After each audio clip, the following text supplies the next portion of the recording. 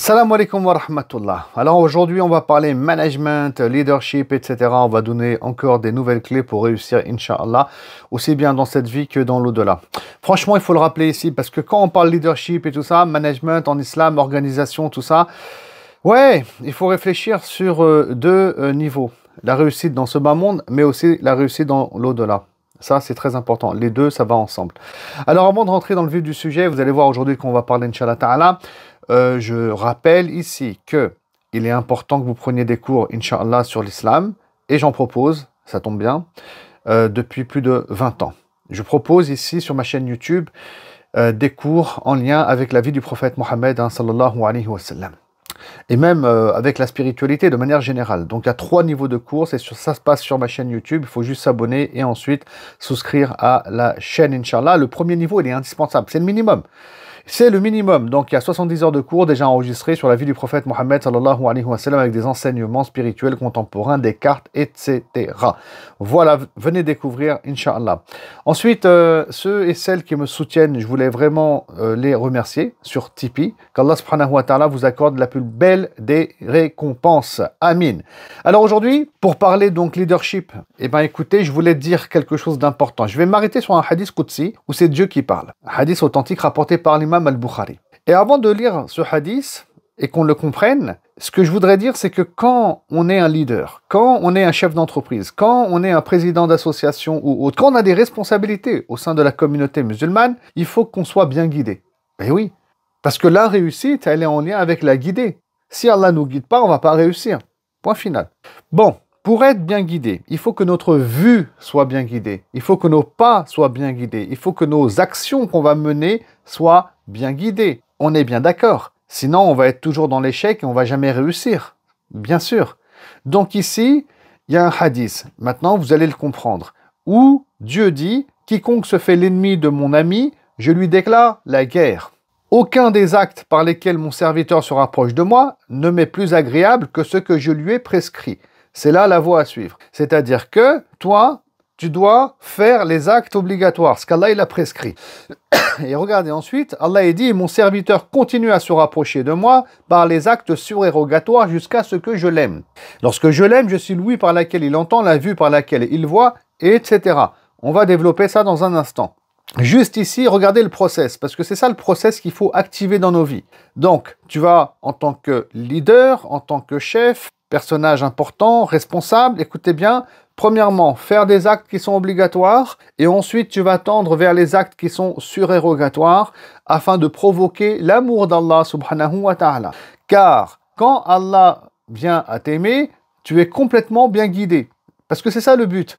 Vous avez vu, la réussite ici, pour qu'on soit bien guidé dans tout ce qu'on va entreprendre, c'est qu'Allah vienne à t'aimer. Et dans ce cas-là, ben écoutez, lorsque je l'aime, je suis l'ouïe par laquelle il entend. Donc tu vas entendre ce qu'il faut entendre. Il y a beaucoup de gens qui vont parler autour de toi, il y a des conseils qui vont être donnés, etc. Toi, tu vas réussir à entendre ce qui va te mener à la réussite. Parce que bien sûr, on entend plein de choses, mais qu'est-ce que tu retiens de ce que tu entends dans les réunions, dans la vie de tous les jours, avec tes associés et autres? Et donc, tu entendras ce qu'il faut entendre, subhanallah. Et regardez, c'est pas terminé. La vue par laquelle il voit, tu verras ce que Allah veut que tu vois. Bien sûr.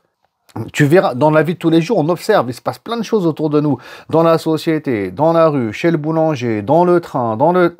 Écoutez, on voit plein de choses, mais à un moment donné, Allah, puisqu'il est la vue par laquelle il voit, donc à ce moment-là, celui qui est aimé par Allah, tu verras de tes yeux quelque chose qui va activer en toi une idée. C'est cette idée qui est venue d'Allah subhanahu wa ta'ala. Allah, il te montrera, il va activer une idée parce que tu as vu quelque chose, et c'est cette idée-là qui va te mener ensuite à la réussite derrière.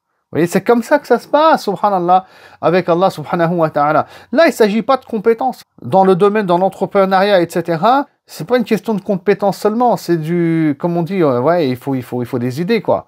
Hein, il faut des idées, il faut oser, il faut les bonnes idées, etc. Maintenant, nous, encore une fois, il y a la dunya et puis il y a l'akhira. Les bonnes idées que tu auras, qu'Allah va te faire entendre, parce qu'il a guidé tes oreilles, hein, que tu vas avoir, etc., c'est des bonnes idées qui vont t'apporter dans ce monde, mais aussi qui vont t'apporter dans l'au-delà, subhanallah. Hein. Et c'est pas terminé, la main par laquelle il frappe. Donc ici, la main par laquelle il frappe, avant, il y a un contexte militaire, mais c'est la main avec, si vous voulez, il y a l'action derrière. Donc c'est pas forcément que le champ militaire, c'est tout ce qu'il va entreprendre, les actions qu'il va faire. Subhanallah, ce texte-là ne parle pas que des batailles, bien entendu. Le pied par lequel il marche aussi. Tes pieds vont être bien guidés. Tes pieds vont être bien guidés, comme Hajar qui cherche de l'eau de Zamzam alors qu'elle est laissée par son mari Ibrahim dans le désert. Il n'y a rien là-bas, je veux dire, à ce moment-là. Et elle marche entre Safa et Marwa, et c'est pas elle que ses pieds sont guidés, par exemple. Hein. Parce qu'il y a des milliards de musulmans et de croyants qui marcheront sur ses pas par la suite. Parce qu'elle va devenir un symbole de la confiance en Allah subhanahu wa ta'ala. Et donc elle réussit, elle, finalement. Parce que ses pieds sont bien guidés. Enfin bref, il faut vraiment, vraiment qu'on comprenne ça. C'est très important. Et puis bon, voilà. Ensuite, il est marqué, s'il me sollicite, je l'exauce. S'il implore ma protection, je la lui donne. Bon, je ne vais pas m'attarder sur le reste du hadith. Voilà, donc là, c'est très important. Il faut qu'on soit bien guidé dans toutes nos actions. Il faut qu'on soit bien convaincu que quand on parle de management, de leadership, d'organisation, de tout ce que tu veux, de réussite dans ce monde, sans Allah, c'est pas possible, c'est mort. Voilà, c'est mort. On est des musulmans, on est des croyants, on a nos principes. Voilà, et c'est de ces principes-là dont je parle, bien entendu, essentiellement sur ma playlist. Voilà, j'espère avoir été assez clair et on reviendra sur tout plein d'autres sujets encore. C'est loin d'être terminé. À très bientôt. Salam alaikum wa rahmatullah.